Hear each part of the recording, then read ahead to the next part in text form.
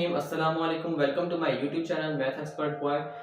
तो स्टूडेंट आज हम नए वीडियो के साथ हाजिर हुए हैं। इस वीडियो में एक्सरसाइज 18.1 का क्वेश्चन नंबर 6 सॉल्व करेंगे। तो क्लास स्टार्ट करते हैं। क्लास स्टार्ट करने से पहले जो भी स्टूडेंट मेरे चैनल पे न्यू आए हैं तो जल्दी से मेरे चैनल को सब्सक्राइब कर दें and don't forget press the bell icon. Bell icon को लाजमी प्रेस करिएगा ताकि हर नई आने वाली वीडियो नोटिफिकेशन के साथ आप तक पहुंच सके। अब जो क्लास को स्टार्ट करते हैं स्टूडेंट। एक्सरसाइज 18.1 जो है हमारी चल रही थी class 10th synth text book board, ठीक है। अच्छा, तो क्वेश्चन नंबर 6 जो है हमारा आज इस क्लास में हम सॉल्व करने जा रहे हैं। तो क्वेश्चन नंबर 6 क्या है उसे एक दफा रीड कर लेते हैं। बहुत ही आसान क्वेश्चन है लेकिन थोड़ा सा ट्रिकी हो जाएगा, ठीक है। तो क्वेश्चन को एक दफा रीड कर लेते हैं। क्वेश्चन हमारे पास है if A ratio B means a upon b, लिख सकते हैं डिवाइड फॉर्म में, बिल्कुल लिख सकते हैं। a ratio b a upon b equals to 5 ratio 8 यानी कि 5 upon 8। Okay, find the value of 3a plus 4b। Value find out करनी है हमने किसकी, 3a plus 4b ratio upon 5a plus 7b, 5a plus 7b। अच्छा student, हमारे पास कह रहा है कि find the value of 3a plus 4b ratio 5a plus 7b। हमने इसकी जो है वो वैल्यू फाइंड आउट करनी है। तो वैल्यू किस चीज की फाइंड आउट करनी है, जो हमारे पास जिसकी वैल्यू नहीं फाइंड आउट, ठीक है। अच्छा, वो हमारे पास कौन कौन से हैं, यहाँ पर a और b, ठीक है। दो ही हमारे पास वेरिएबल्स हैं जो कि फाइंड नहीं हुए, ठीक है, उनकी वैल्यू हमारे पास नहीं मौजूद। ओके, अच्छा, उसी को हमने फाइंड आउट करना है। तो स्टूडेंट हमारे पास, अच्छा, इस क्वेश्चन को सॉल्व करते हैं। इस क्वेश्चन को सॉल्व करने से पहले स्टूडेंट देखें, अब हमारे पास जब भी इस तरह की इक्वेशन आ जाए कि अब देखिए स्टूडेंट, यहाँ पर हमारे पास कोई भी इक्वेशन, कोई भी एक्सप्रेशन, ठीक है, जब उसमें हमारे पास दो वेरिएबल एक साथ आ जाए तो हम दोनों का एक साथ तो हम निकाल नहीं सकते, ठीक है। किसी का भी जो है हम वैल्यू फाइंड आउट नहीं कर सकते एक साथ। एक ही इक्वेशन में दो वेरिएबल्स की एक साथ वैल्यू फाइंड आउट नहीं हो सकती, ठीक है।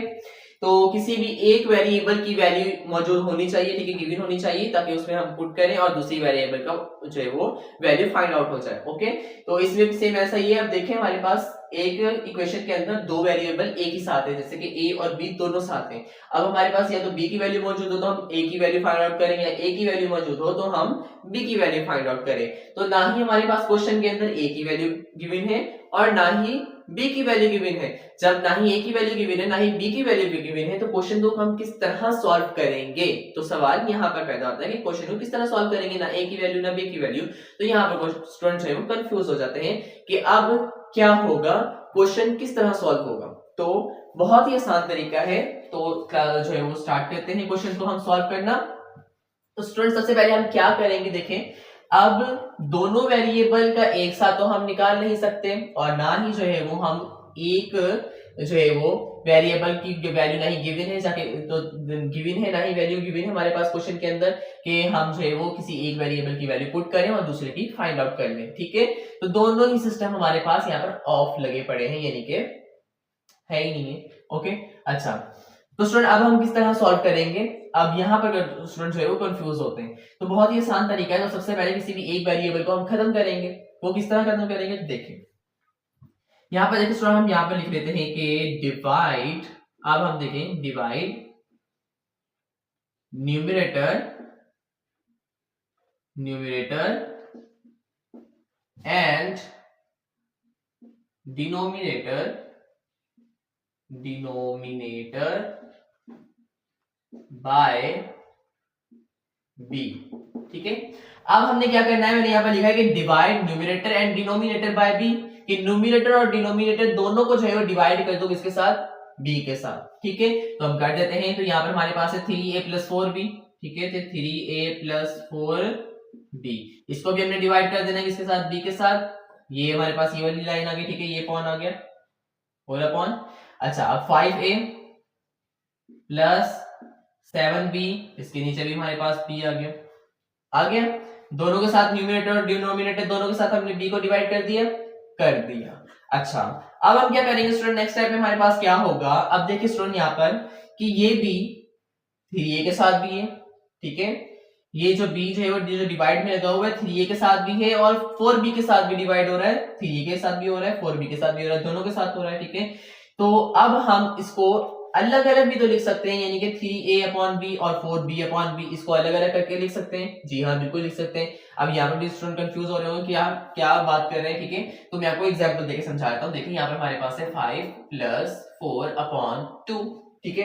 अब ये जो 2 है वो 5 के साथ भी डिवाइड हो रहा है, ये 2 जो है वो 4 के साथ भी डिवाइड हो रहा है। तो इसको हम इस तरह लिख सकते हैं ना, 5/2 + 4/2, अलग अलग भी लिख सकते हैं, ठीक है। जब हम इसका एलसीएम लेंगे तो 2 का एलसीएम 2 आ गया, ठीक है, और ये 5 + 4 ये सेम वही आ गया ना ये, ठीक है। तो आप इसको जो है वो इसमें कन्वर्ट कर रहे हैं, ठीक है। तो यानी कि ये हमारे पास इस तरह की वैल्यू है, ठीक है, इसको हम इसमें कन्वर्ट किया है, और सेम वही प्रोसेस यहाँ पर भी होगा। अब इस तरह की वैल्यू इसको हम इसमें कन्वर्ट करेंगे, ठीक है। यानी कि b जो है वो इसके साथ भी डिवाइड हो रहा है, 3 के साथ भी हो रहा है, 4b के साथ भी हो रहा है, तो दोनों को हम अलग अलग करके लिखेंगे, ठीक है। तो यहाँ पर इक्वल्स टू लगाते हैं, और अब यहाँ पर हम लिख लेते हैं 3a/b + 4b/b, ठीक है। वही बात होगी, अपॉन सेम यहाँ पर भी ऐसा होगा, 5a/b + 7b/b, ठीक है। अच्छा, अब दोनों को हमने अलग अलग करके लिख लिया, ठीक है, खुल गए। अच्छा, अब क्या होगा, अब यहाँ पर देखो सर हमारे पास ये भी इस b के साथ कैंसिल आउट हो रहा है, ठीक है, और ये भी इस b के साथ कैंसिल आउट हो रहा है, हो गए कैंसिल आउट। अब बाकी जो बचा वो हम अपने नेक्स्ट स्टेप में लिखेंगे। ओके, तो बाकी हमारे पास हम क्या बचा वो ऊपर लिख लेते हैं, ठीक है। अभी और सॉल्व करना है, यहाँ पर लिख लेते हैं। तो हमारे पास बचा student 3a/b + 4 whole upon 5a/b + 7, ठीक है। ये भी इस b के साथ कैंसिल आउट हो गया, और ये भी इस b के साथ कैंसिल आउट हो गया। बाकी बचा हमारे पास 3a/b + 4 और यहाँ पर 5a/b + 7, ठीक है स्टूडेंट्स। अच्छा, अब हम क्या करेंगे स्टूडेंट, अब यहाँ पर हमारे पास एक जो है वो नेक्स्ट स्टेप में क्या होगा कि अब हम जो है वो a/b को अलग करेंगे। तो अलग किस तरह होगा, अब यहाँ पर हमारे पास इस a/b के साथ 3 है और इस a/b के साथ 5 है। तो हम क्या करेंगे, इसको 3 को जो है वो हम a/b से अलग कर लेंगे और इसे ब्रैकेट के बाहर लिख देंगे, ठीक है। मल्टीप्लाई के जो है वो मल्टीप्लाई जो है उसमें बना देंगे इस तरह। तो यहाँ पर भी स्टूडेंट को समझ में नहीं आ रहा होगा, एग्जांपल दे देता हूँ, ठीक है। अब देखें, अब यहाँ पर हमारे पास स्टूडेंट देखें, जब हमारे पास इस तरह लिखा हो कि सपोज कर लें कुछ भी लिखा हो हमारे पास AABS लिखा है अपॉन 2 लिखा है, ठीक है। अब हमने इसका जो है वो ABS अपॉन जो 2 लिखा है इसको हम इस तरह भी लिख सकते हैं ना कि 1/2 हम यहाँ से बाहर लिए 1/2 मल्टीप्लाई बाय ABS, ठीक है।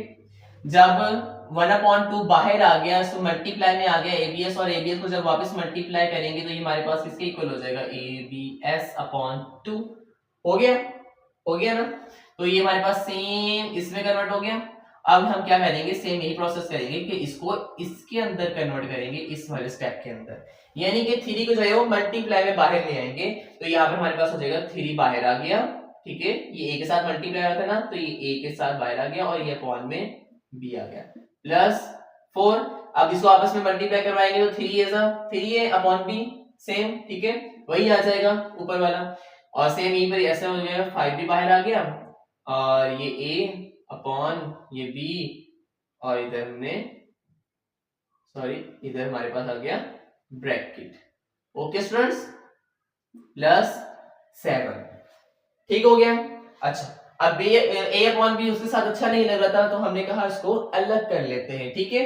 तो अब हमने अलग कर लिया। अब हमारे पास क्या होगा, अब नेक्स्ट स्टेप में हम क्या करेंगे, यहाँ पर देखिए स्टूडेंट हमारे पास अब क्वेश्चन के अंदर देखें, अब क्वेश्चन के अंदर हमारे पास a/b की वैल्यू गिवन है, ठीक है।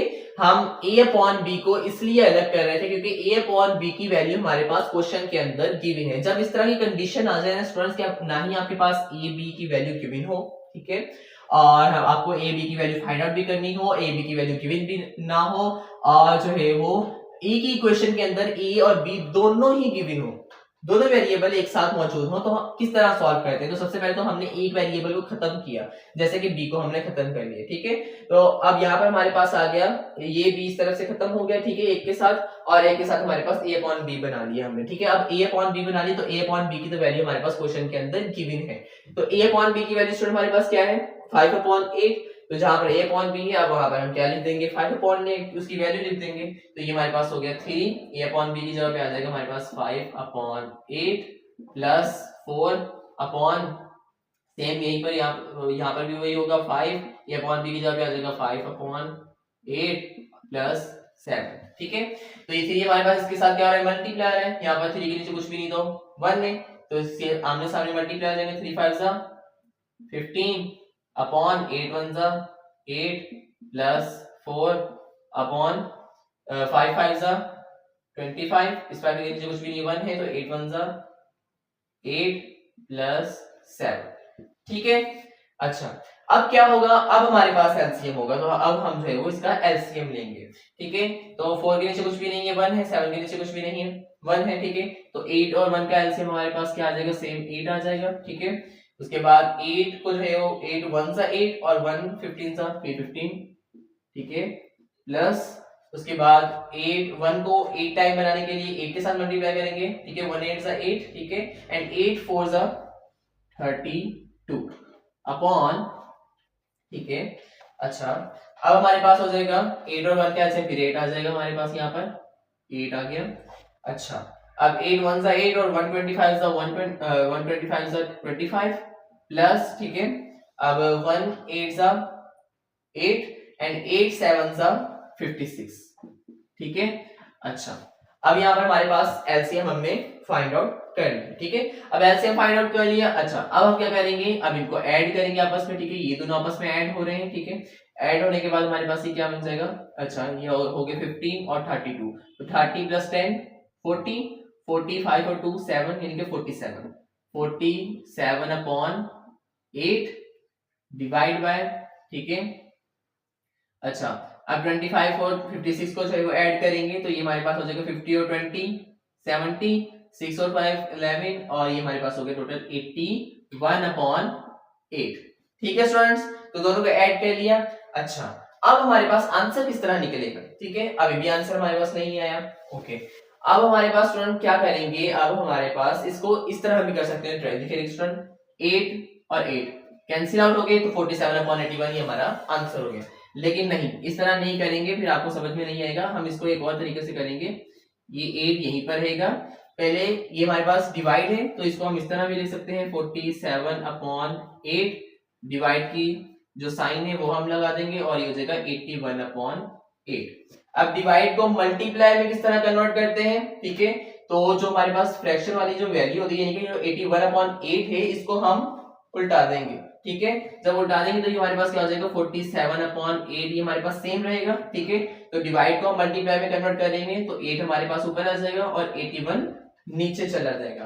अब ये हमारे पास हो गया मल्टीप्लाई में। ठीक है, तो 8 से कैंसिल आउट हो गया और ये हमारे पास 47 upon 81 that is your answer of this question और ये हमारा आंसर जो है वो फाइंड आउट हो गया। ठीक है, 47 अपॉन 81। देखिए कितना जो है वो लेंथी हो गया क्वेश्चन, कितना बड़ा हो गया। देखिए जस्ट हमारे पास ए और बी की वैल्यू गिवन नहीं थी क्वेश्चन के अंदर, जब क्वेश्चन के अंदर वैल्यू भी गिवन ना हो। ठीक है, और एक ही इक्वेशन के अंदर दोनों दो वेरिएबल हो। ठीक है, और उस इक्वेशन के अंदर फिर किस तरह जो है वो हम उसके अंदर से जो है वो एक वेरिएबल की वैल्यू फाइंड आउट करते हैं, तो जो है उसका सारा जो है वो हमारे पास ये प्रोसेस है। ठीक है, तो इस प्रोसेस के जरिए जो है वो हम इस तरह के क्वेश्चंस को जो है वो सॉल्व करते हैं। अब हमारे पास इस तरह की क्वेश्चंस भी कभी कभी आ जाती हैं जिसमें दोनों वेरिएबल ए और बी दोनों एक ही इक्वेशन के अंदर दे दिए गए। ठीक है, और ना ही जो है वो उस जो है वो इक्वेशन के अंदर उस वेरिएबल्स की वैल्यू भी गिवन थी। ठीक है, अच्छा तो हमारे पास ना वैल्यू गिवन थी और जो है हमारे पास हमने जो है वो दो वेरिएबल एक इक्वेशन के अंदर गिवन थे, तो हमने एक वेरिएबल को क्या किया, सबसे पहले हमने जो है वो b को डिवाइड कर दिया न्यूमरेटर और डिनोमिनेटर दोनों के साथ जब डिवाइड कर दिया तो एक भी हमारे पास जो है वो इस तरह कैंसिल आउट हो गया। ठीक है, तो बाकी बचा हमारे पास a अपॉन b और a अपॉन b की हमारे पास जो है वो वैल्यू गिवन थी, तो a अपॉन b की जगह पे हमने जो है वो a अपॉन b को की वैल्यू को जो है वो पुट किया एंड देन जो है वो एलसीएम लेते हुए मल्टीप्लाई करते हुए एंड देन हमारा जो है वो आंसर फाइंड आउट हो गया। ठीक है, तो ये हमारे पास 47 अपॉन 81 ये हमारा जो है वो करेक्ट आंसर है इस क्वेश्चन का। होप सो स्टूडेंट आपको समझ में आ चुका होगा सारा प्रोसेस के किस तरह चाहिए वो इस तरह के क्वेश्चंस को चाहिए वो सॉल्व किया जाता है। जब भी इस तरह के क्वेश्चन आ जाए तो उसको इसी प्रोसेस के जरिए जो है वो सॉल्व किया जाता है। ठीक है स्टूडेंट्स, तो ये बहुत ही आसान प्रोसेस था, जितना आसान हो सका उतना आसान करके जो है वो आप लोगों को समझाया गया। ठीक है, हर एक चीज की जो है वो मैंने आपको एग्जांपल भी दी है। ठीक है, तो ये एग्जांपल भी देके समझाया जब इसको आपस में खोलना था। ठीक है, और जब हमारे पास थ्री को हमने चाहिए वो अलग करना था a अपॉन बी से, तभी मैंने आपको एग्जांपल देके समझाया कि a अपॉन बी थ्री किस तरह अलग होता है। ठीक है, फिर बाद में स्टूडेंट कहते हैं हमें तो समझ में नहीं आया यहाँ पर क्या हुआ था। ठीक है, तो डायरेक्ट मैंने कोई भी चीज सॉल्व नहीं की, हर चीज को खोल के सॉल्व किया। यहाँ पर भी हम डायरेक्ट कर सकते थे, 8 को 8 के साथ कैंसिल आउट कर दें डिवाइड में। ठीक है, और 47 अपॉन 81 हमारा आंसर आ जाना था, लेकिन नहीं। ठीक है, फिर यहाँ पर भी स्टूडेंट्स पूछते हैं कि हमारे पास यहाँ पर क्या हुआ। ठीक है, यहाँ पर कौन सा प्रोसेस हो, तो इसको जो है वो हम डिवाइड के फॉर्म में इस तरह लेकर है, फिर इसको जो है वो हमने उल्टा दिया और ये हमारे पास को मल्टीप्लाई में कन्वर्ट किया, मल्टीप्लाई में कन्वर्ट करने के बाद और ये हमारा आंसर आ गया। ठीक है, तो वो समझ में आ चुका होगा आपको सारा प्रोसेस, सारी चीजें क्लियर हो चुकी होंगी। लेकिन अगर फिर भी कोई क्यूरी हो, कोई भी सवाल है तो आपने लाजमी पूछना है। होप सो आपको आज की वीडियो अच्छी लगी होगी। अगर आपको आज की वीडियो अच्छी लगी तो वीडियो को कर दे लाइक, चैनल को subscribe and don't forget press the bell icon. Bell icon को लाजमी प्रेस करिएगा ताकि हर नई आने वाली वीडियो नोटिफिकेशन के साथ आप तक पहुंच सके। अगर मेरे वाले से आपको कोई भी सवाल है तो आपने लाजमी पूछना है, कमेंट सेक्शन में पूछ सकते हैं। मेरा व्हाट्सएप नंबर आपको स्क्रीन पर शो हो रहा होगा, व्हाट्सएप नंबर से पूछ सकते हैं। मिलते हैं नई वीडियो में, तो तक ख्याल रखिएगा, दुआ में याद रखिएगा। अल्लाह हाफिज।